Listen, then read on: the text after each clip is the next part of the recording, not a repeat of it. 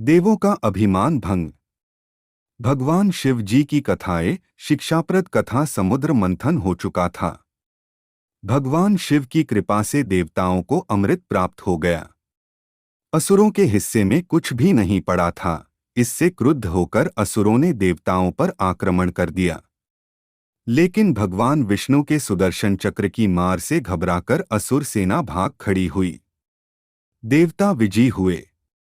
इंद्र को अमरावती मिल गई और इस विजय से देवताओं में अभिमान पैदा हो गया।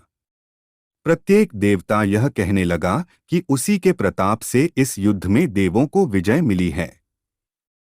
भगवान शिव की उपेक्षा कर दी गई, जिन्होंने देवों के हित में जहर पीकर उन्हें मुक्ति दिलाई थी।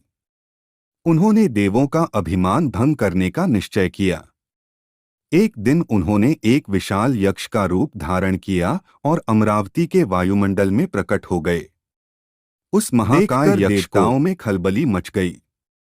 वे घबराकर देवराज इंद्र के पास गए और भयभीत होकर बोले, महाराज, आज अमरावती में एक अद्भुत यक्ष दिखाई दिया। हमें तो वह कोई मायावी असुर प्रतीत होता है। कहीं वे लोग पुनः अमरावती को हथियाने की चेष्टा तो नहीं कर रहे हैं। देवों की बात सुनकर इंद्र ने वायुदेव को आदेश दिया, वायुदेव, आप जाकर उस यक्ष का पता करें कि वह कौन है और अमरावती में किस प्रयोजन से आया है। आज्ञा पाकर वायुदेव यक्ष के पास पहुंचकर बोले, तुम कौन हो? तुम्हारी शक्ति क्या है? यहाँ इस प्रकार सुरों को देखकर तुमने उनका सम्मान भी नहीं किया। यक्ष ने उपेक्षा भरी आवाज में उत्तर दिया, और तुम कौन हो? तुम्हारी शक्ति क्या है? तुम दूसरों से यह उम्मीद क्यों करते हो कि वे तुम्हारा सम्मान करें? मैं वायुदेव हूं।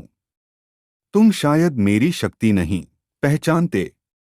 मैं चाहूं तो समस्त ब्रह्मांड को एक तिनके के समान उड़ाकर फेंक सकता हूं। मुझसे शक्तिशाली और कोई नहीं है, वायुदेव ने गर्व से उत्तर दिया।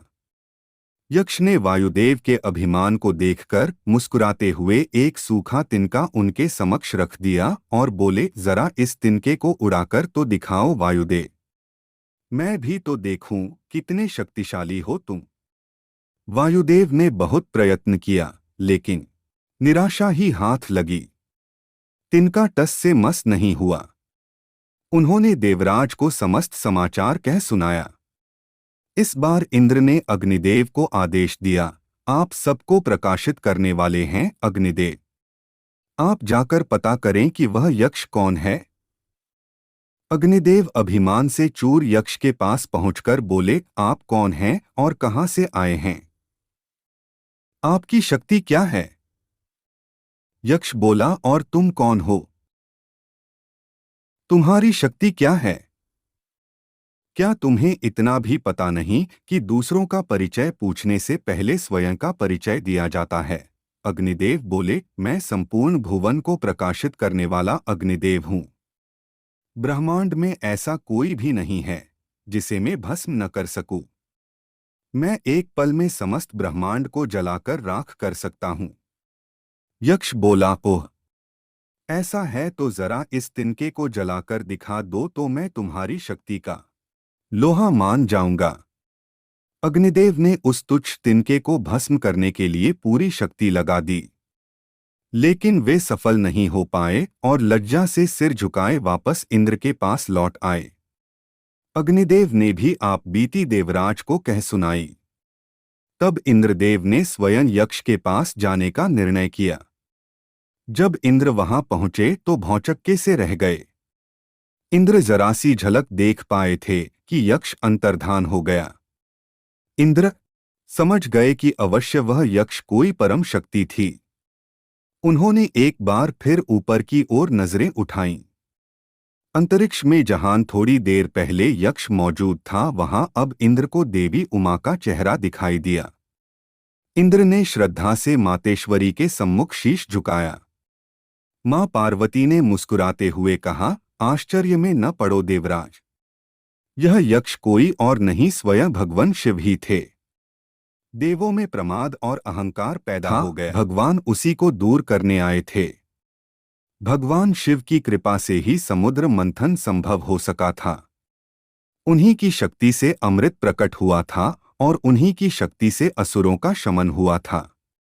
अंत में सुरों की रक्षा के लिए ही भगवान शिव ने विषपान भी किया था।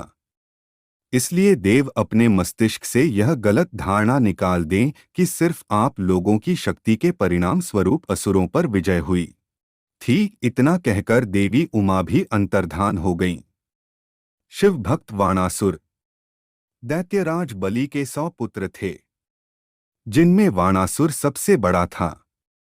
वाणासुर न सिर्फ आयु में ही अपने अन्य भाइयों से बड़ा था, अपितु बल, गुण और ओजस्विता में भी उन सबसे बढ़ चढ़कर था। उसके 1000 भुजाएं थीं।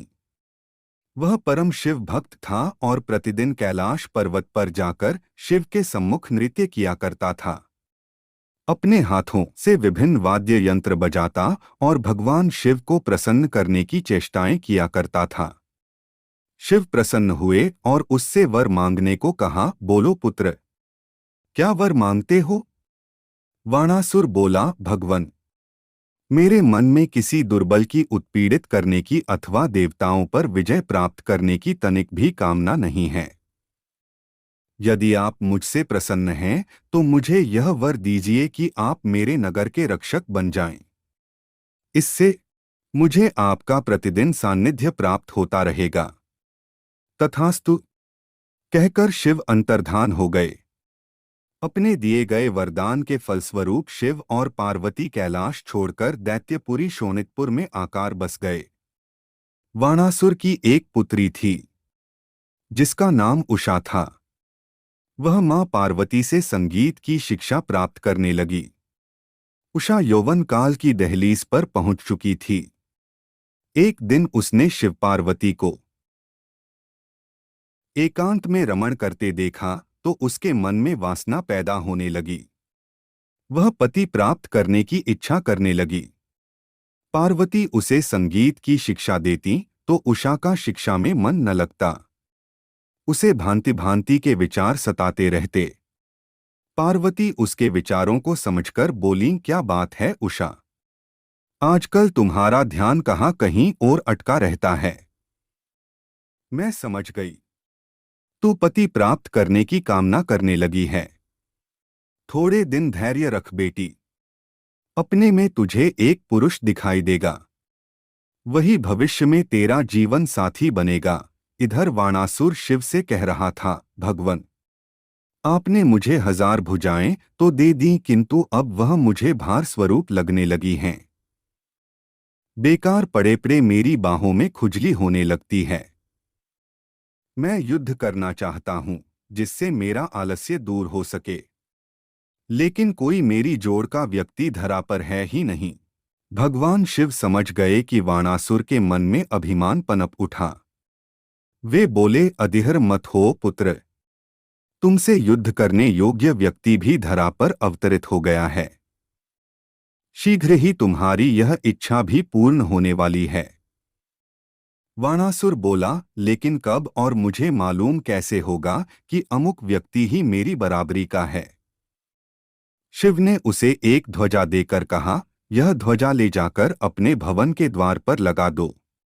जिस दिन यह अपने आप नीचे गिर जाए उस दिन समझ लेना कि तुम्हारा प्रतिद्वंद्वी आ पहुंचा। मनुष्य के जब बुरे दिन आते हैं तो उसकी बुद्धि स्वयं ही भ्रष्ट हो जाती है। भगवान शिव द्वारा क्रोध में कहे गए वह वचन सुनकर भी वाणासुर प्रसन्न हो गया और उसने खुशी खुशी ध्वजा को ले जाकर अपने भवन पर गाड़ दिया। फिर वह प्रतीक्षा करने लगा कि देखें ध्वजा कब गिरती है। दूसरी ओर वाणासुर के महल में उषा अपनी सखी चित्रलेखा से बात कर रही थी। चित्रलेखा वाणासुर के मंत्री कुंभांड की पुत्री थी। उषा के मुंह पर व्याकुलता देखकर चित्रलेखा ने पूछा, क्या बात है सखी, आज तुम बहुत उद्विग्न हो, शरीर तो स्वस्थ है न? उषा ने आह से भरते हुए कहा, मेरे शरीर को कुछ नहीं हुआ है चित्रलेखा, मैं एक स्वप्न को लेकर व्याकुल हूं। रात स्वप्न में मैंने देखा कि एक परम तेजस्वी कामदेव के समान सुंदर युवक से मेरा विवाह हो गया है। फिर जब सपना टूटा तो सब कुछ गायब था। कुछ भी हो सखी, मैं तो तन मन से उस युवक को अपना पति मान चुकी हूँ। माँ भगवती ने भी मुझसे यही कहा था कि एक पुरुष तुझे स्वप्न में दिखाई देगा, वही तेरा पति बनेगा। तू मेरा एक काम कर दे। चित्रलेखा बोली, कहो राजकुमारी। तुम्हारा हर काम करके मुझे अतीव प्रसन्नता होगी।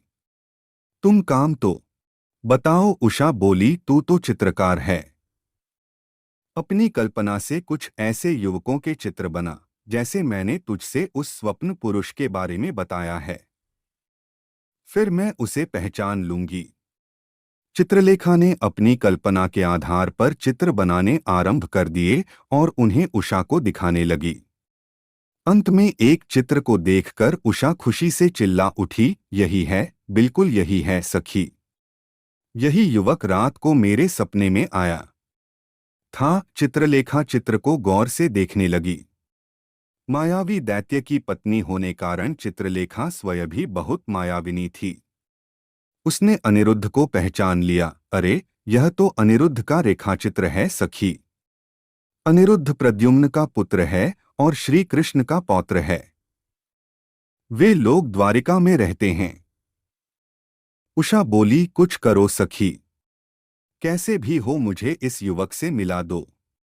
तुम तो स्वयं अच्छी मायाविनी हो। द्वारिका जाकर